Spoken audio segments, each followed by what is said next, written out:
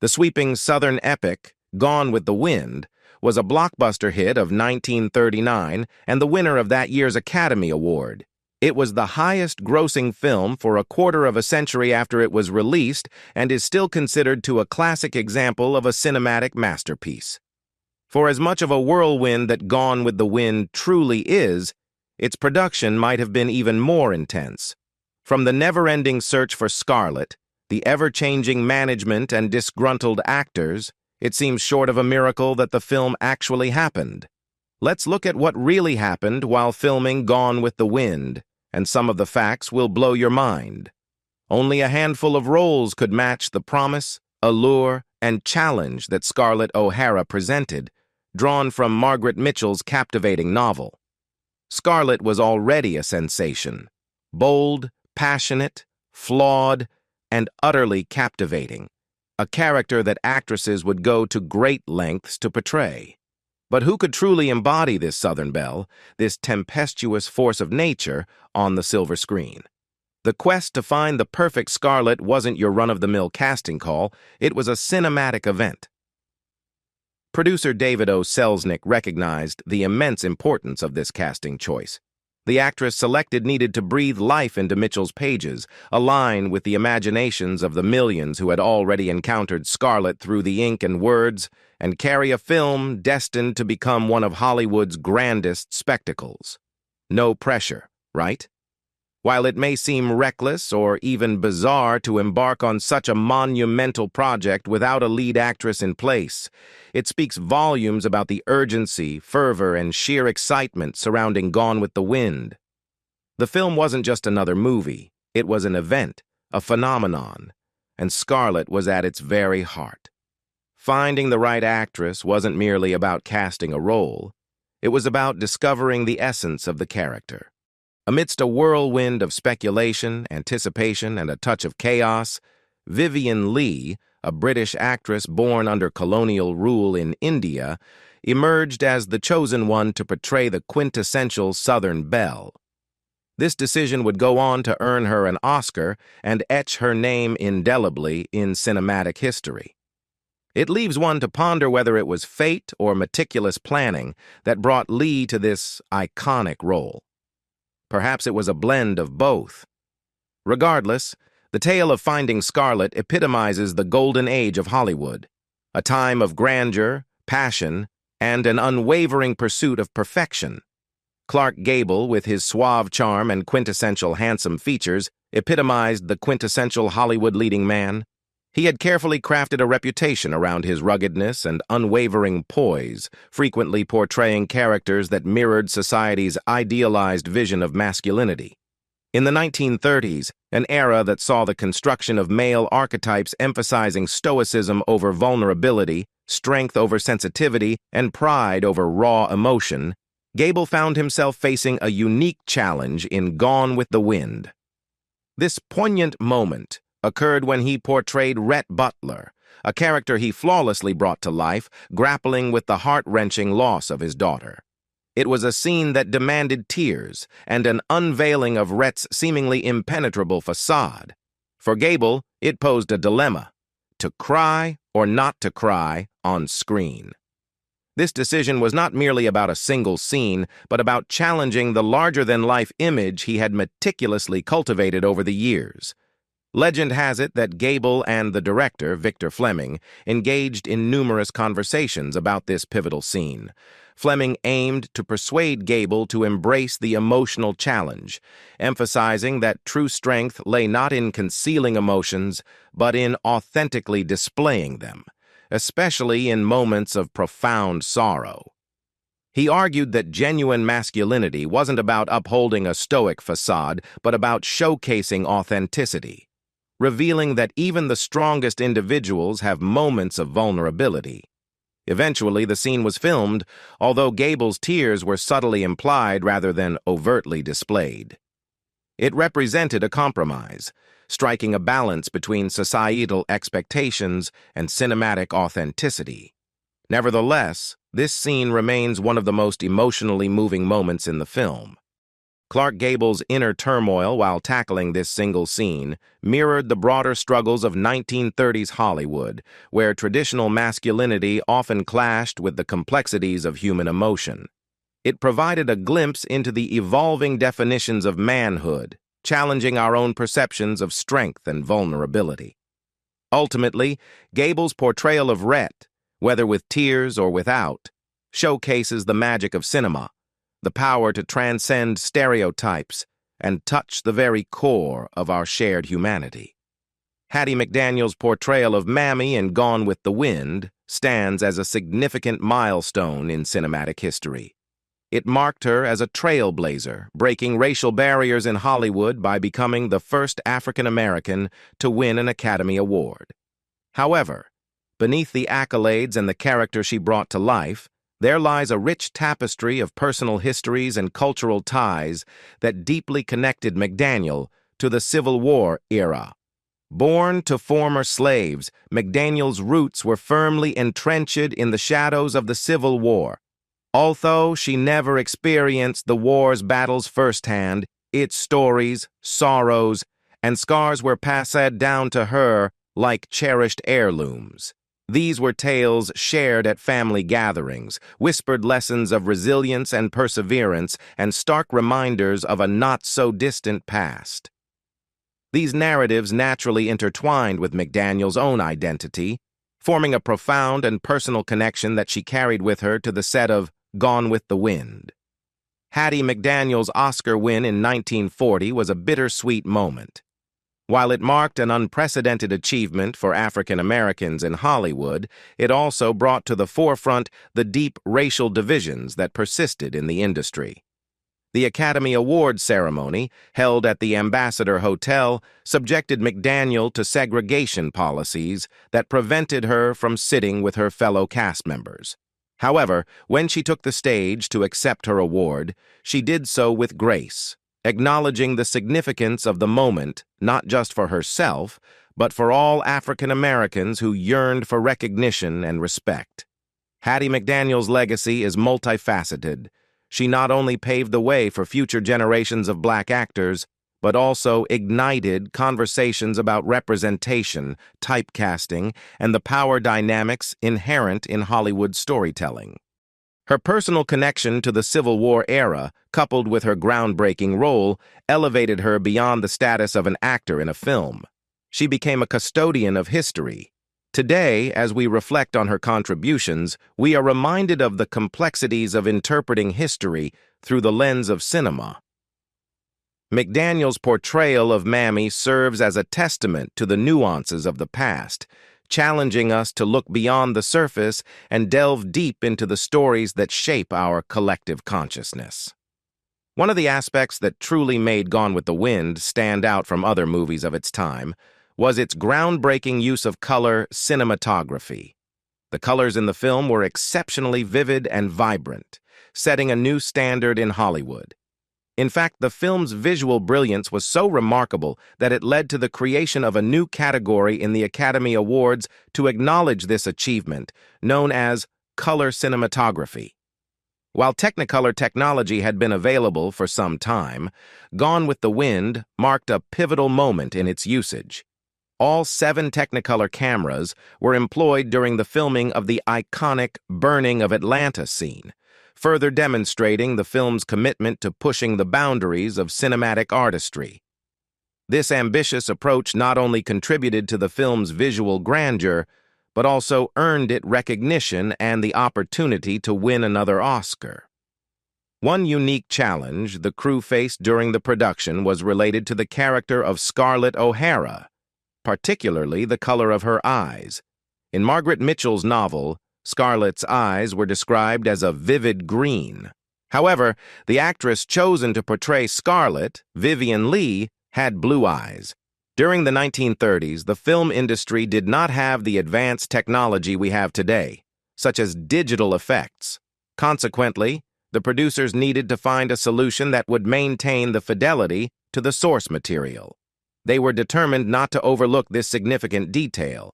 Therefore, in the post-production process, the filmmakers undertook the painstaking task of modifying Vivien Leigh's eye color frame by frame. Although undoubtedly time-consuming and challenging, this dedication to authenticity exemplified the commitment of the Gone with the Wind team to staying true to the source material and bringing the character of Scarlett O'Hara to life as envisioned by Margaret Mitchell. Thanks to her role in the movie, Vivien Leigh earned the prestigious honor of becoming a two-time Oscar winner and cemented her status as one of Hollywood's most esteemed actresses. Despite her remarkable professionalism, there was a particular aspect of a pivotal scene in the film that Vivien Leigh was reluctant to perform. In one of the film's most crucial moments, Scarlet, grappling with starvation and despair, attempts to consume rotten vegetables salvaged from a pillaged field during the Civil War. In the original script, Scarlet was supposed to choke when trying to eat the spoiled food. Vivien Leigh, an Englishwoman known for her dignified upbringing and adherence to social etiquette, was hesitant to depict this scene as written. She felt uncomfortable about making coughing and choking sounds, considering them unladylike and incongruent with her character's persona. However, this presented a significant challenge, as this scene was pivotal in conveying the harsh realities of Scarlett's circumstances and the devastating impact of the Civil War. Fortunately, Vivien Leigh found support in her co-star, Olivia de Havilland, who graciously stepped in to help overcome this hurdle. During the scene, Olivia de Havilland made the necessary coughing and choking sounds to ensure its authenticity. Later, in the post-production process, the film's producers seamlessly incorporated Olivia's sound effects into the final audio mix. Apart from Gable, the majority of the film's main cast were British. Vivien Leigh, for instance, was born in India during the era of British colonial rule. When she initially went for a screen test, her British heritage was quite evident in her manner of speaking, characterized by the Queen's English. This noticeable British accent led to some debate and uncertainty about whether she was the right fit for her role in the film. However, the film's original director, George Cukor, staunchly advocated for her retention.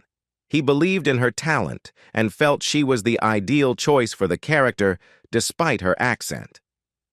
To further support Vivien Leigh's suitability for the role, David O. Selznick, the film's producer, composed a letter. In this letter, he justified her English background, explaining that it was more akin to the Southern accent required for the character than the Northern Yankee accent.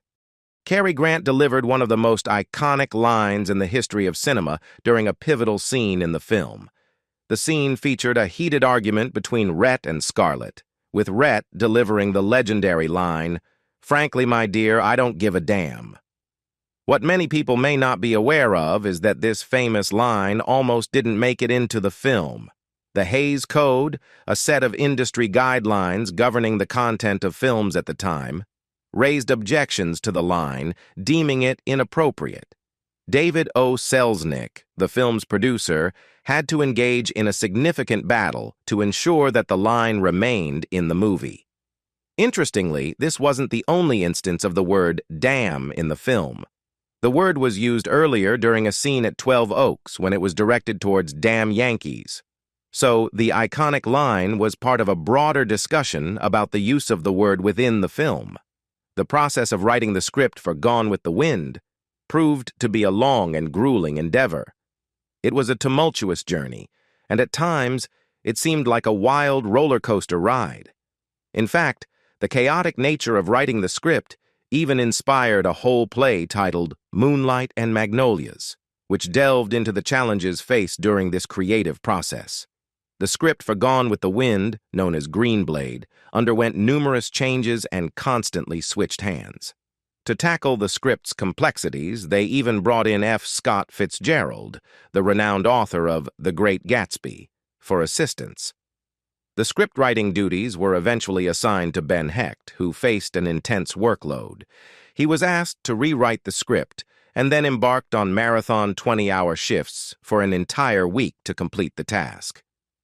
Producer David Selznick was so driven to see the project through that he didn't even allow Ben and director Victor Fleming a lunch break. His concern was that any pause in their work would slow down the process. Instead of conventional lunches, David provided them with bananas and peanuts to keep their energy up, ensuring that they could work continuously and tirelessly. Finally, after much hard work and many iterations, David O. Selznick, the film's producer, achieved the desired screenplay. This version, known as Moonlight and Magnolias, struck the right balance between capturing the story's essence and ensuring a reasonable runtime for the film. The premiere of the film in Atlanta was nothing short of a spectacular event. Margaret Mitchell's best-selling book had already captured the hearts of many, creating tremendous anticipation for the movie adaptation. The premiere drew an astonishing crowd of over 1 million people, all eager to immerse themselves in the festive atmosphere of this grand occasion. In honor of the premiere, the governor of Georgia declared the day a state holiday, and the mayor of Atlanta went all out, organizing 3 days of lively parades and extravagant parties. The city's residents enthusiastically participated, dressing in hoop skirts and top hats, celebrating the bygone glory of their beloved homeland. Such was the excitement that tickets for the premiere were being scalped for a staggering $200 each, a considerable sum in 1939.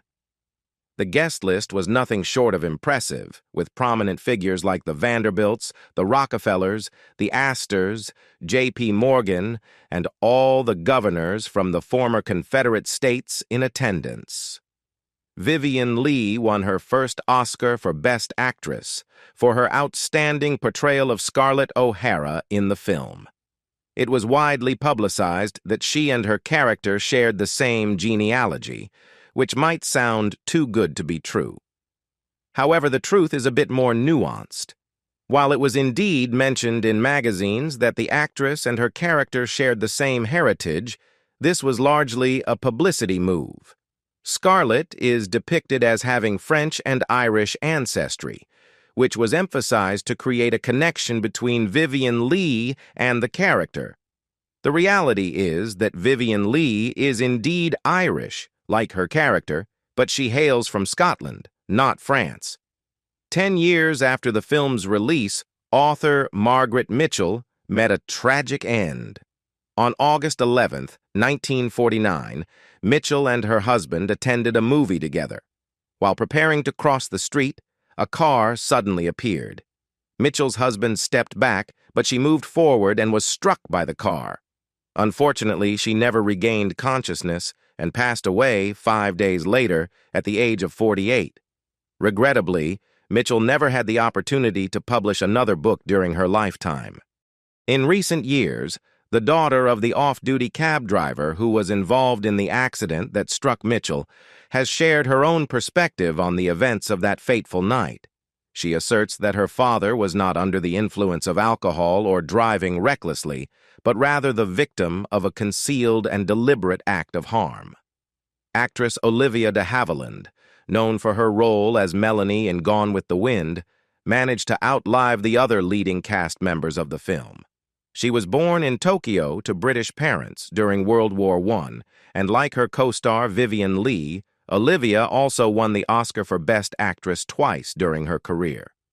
She enjoyed a long and fulfilling life before peacefully passing away on July 26, 2020, in Paris, France, at the remarkable age of 104. One of the most breathtaking shots in the film was a result of advanced mathematics at work. In the early scenes of the movie, there's a magnificent shot where Scarlett and her father are depicted standing before a setting sun, taking in the splendor of Tara. However, creating this scene proved to be quite a challenge. The technology available at that time didn't allow for the seamless synchronization of the actor's footage, the sunset effect, and the incorporation of 2 different matte paintings into a single shot. It seemed like an impossible task. To overcome this hurdle, the film crew turned to the experts at the mathematics department of the University of California, Los Angeles, UCLA. These mathematical minds brought forth their knowledge of advanced calculus to craft a solution. Through intricate mathematical calculations, they devised a method to perfectly align all the elements of the shot, ensuring that the actors, the sunset, and the matte paintings harmoniously blended together on screen. David O. Selznick faced significant pressure from the NAACP to address racially offensive content in the film. Given that Gone with the Wind is set during the Civil War, it naturally contains language and depictions of black people that reflect the era, often relying on stereotypes and biased portrayals. However, some scenes in the movie included references that could be interpreted as positively depicting the Ku Klux Klan and even justifying a lynching, which deeply concerned the NAACP. In response to these concerns and the looming threat of a boycott by the NAACP, David O. Selznick took proactive steps. He recognized the need to address the inflammatory footage in the film and decided to take action. Selznick understood the importance of not perpetuating harmful stereotypes and potentially inciting racial tensions, especially during the time when the film was released. To address these concerns, Selznick called a meeting with some of the nation's most influential black journalists. In this meeting, he assured them that he was committed to making changes to the film. Filming the Confederate wounded scene posed a unique challenge due to the sheer number of extras required. David O. Selznick, the producer, had a specific vision in mind for this pivotal moment in the film. He insisted on having no fewer than 2,500 extras to authentically depict the dead and wounded Confederate soldiers as the war neared its end. However, there was a significant shortfall at the time. The Screen Actors Guild could only provide 1,500 extras, leaving a considerable gap. To bridge this gap and realize his cinematic vision while also being mindful of budget constraints, Selznick opted for a creative solution. He decided to order 1,000 dummies to supplement the live extras. These dummies were strategically placed among the real actors, adding to the epic scale of suffering that Selznick aimed to convey. Leslie Howard had a strong aversion to the role of Ashley in Gone with the Wind. Howard, a slender man in his early 40s, had spent much of his career playing characters who were far from the strong, handsome figure that Ashley Wilkes was supposed to be. He initially agreed to take on the role of Ashley, mainly because David O. Selznick, the producer, offered him a producer credit in an upcoming film as part of the deal. In a letter to his daughter, Howard candidly expressed his feelings about the role. "I hate the damn part. I'm not nearly beautiful or young enough for Ashley, and it makes me sick being fixed up to look attractive." His sentiments extended to the film itself, as he described it as a terrible lot of nonsense, and he humorously added, "Heaven help me if I ever read the book." The initial director of Gone with the Wind was George Cukor, who had dedicated over 2 years to planning and developing the film.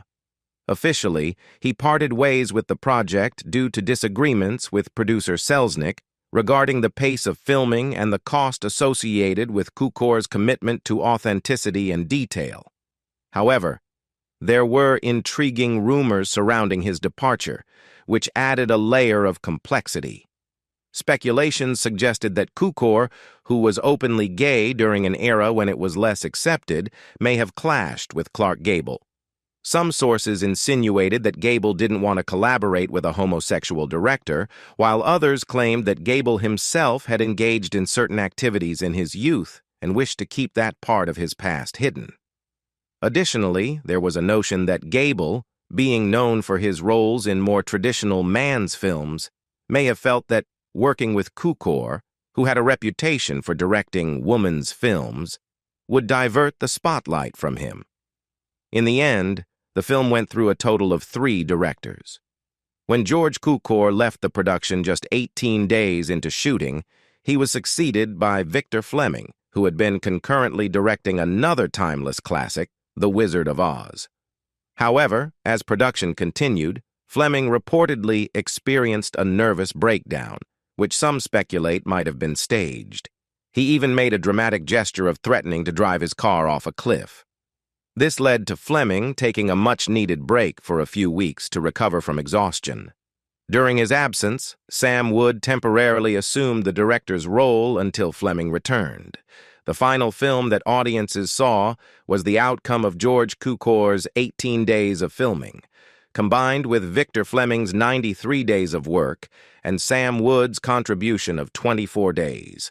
Clark Gable was known for his penchant for playing practical jokes on his co-stars during breaks between takes, and one such prank was at the expense of Hattie McDaniel. Since Gable and McDaniel had worked together in previous films, they had a familiar rapport, and Gable decided to have some fun with her. In one scene they shared in the film, Red Hand's Mammy, their characters were supposed to be drinking tea from a glass. However, Gable decided to replace the tea with real whiskey without Hattie's knowledge. As the scene played out, she took a sip from the glass, expecting tea, only to realize too late that it was actual whiskey. Her initial surprise led to spluttering, and it was captured in the second take of the scene, which ultimately made it into the final cut of the film. While Hattie McDaniel may not have been pleased with the prank, she also understood that it was all in good fun, and her on-set relationship with Clark Gable remained amicable. Vivien Leigh portrayed Scarlett O'Hara flawlessly, captivating the audience with her mesmerizing and melodramatic performance, mirroring her character's essence. Backstage, between scenes, she would often immerse herself in her personal copy of Margaret Mitchell's novel. Vivien would sit in her chair, absorbed in the book's pages. However, her intention wasn't merely to research her character further. Vivien openly admitted that she used the book as a way to subtly convey a message to director Victor Fleming. She wanted to emphasize that, ultimately, it was the literature that should guide the production. Whether Victor ever picked up on this hint remains unknown. Vivien Leigh brought a copy of the book to the set every day, much to the annoyance of director Fleming. Leigh was quite discontented when George Cukor, who had a more refined approach, was replaced by the rugged and traditional director Victor Fleming. She frequently disagreed with Fleming's direction and his vision for the film. As a form of silent protest, she made it a habit to carry Margaret Mitchell's book to the set every day. She would diligently read through the scenes, using the book as a subtle reminder to Fleming that she considered the original source material far superior to his interpretation. Eventually, the situation escalated to the point where Selznick himself shouted at her, urging her to throw the book away. Vivien had difficulty dancing. While Vivien Leigh possessed many qualities, intelligence, a refined education, and an innate elegance, there was one skill she lacked: dancing. In the film Gone with the Wind, there weren't too many scenes that required her to dance. However, during the shooting of the Confederate ball scene, Vivien faced challenges when it came to dancing. Interestingly, in certain distant shots of the dance, you wouldn't actually see Vivien herself dancing. Instead, her dancing double, Sally DeMarco, would step in. Gender-based wage disparity was prevalent in the 1930s, a time when men often earned significantly more than women in Hollywood, despite women sometimes putting in more working hours. This pay gap was also evident in the cast of Gone with the Wind. Vivien Leigh worked for 125 days and received a payment of $25,000, while Clark Gable, who worked for 71 days, earned $120,000. Such wage discrepancies would be met with strong opposition in today's context, but during the 1930s, it was unfortunately considered the norm. As we delve into the captivating stories and behind-the-scenes intricacies of Gone with the Wind, it becomes evident that this iconic film is not just a cinematic masterpiece, but a tapestry woven with tales of dedication, challenges, and the enduring spirit of Hollywood's golden age. Now we turn to you. What aspects of Gone with the Wind's production and legacy fascinate you the most? Share your thoughts in the comments below. Don't forget to like and subscribe for more captivating insights into the world of cinema and its timeless classics. Until next time, bye.